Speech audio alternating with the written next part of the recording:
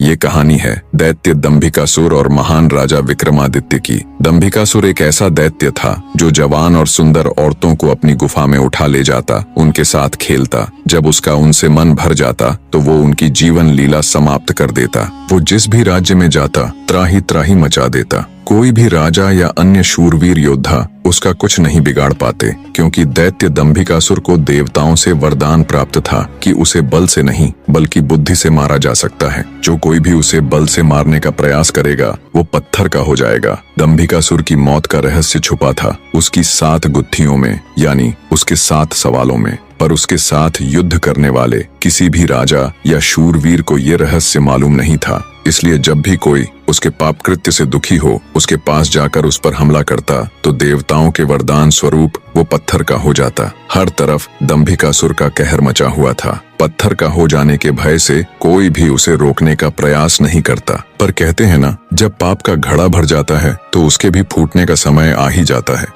हर जगह अपनी मनमानी कर एक दिन दैत्य दंभिकासुर ने उज्जैन नगरी की तरफ रुख किया। उज्जैन नगरी के ऊपर उस समय महान राजा विक्रमादित्य का शासन था। महाराज विक्रमादित्य न केवल बलशाली थे बल्कि वे बहुत बुद्धिमान भी थे। उन्हें हर प्रकार के कौशल में महारत हासिल थी। उन्हीं दिनों में विक्रमादित्य की नगरी उज्जैन में एक धनी साहूकार रहता था। साहूकार के 2 लड़के थे। बड़े का नाम महेंद्र था और छोटे का लखन। बड़े लड़के का विवाह तो साहूकार ने कर दिया था, पर छोटे बेटे का विवाह करने से पहले ही वो ईश्वर को प्यारे हो गए। पिता के गुजर जाने के बाद कामकाज और व्यापार संभालने की सारी जिम्मेवारी दोनों भाइयों पर आ गई। दोनों भाई दिल लगाकर कारोबार संभालने में लग गए।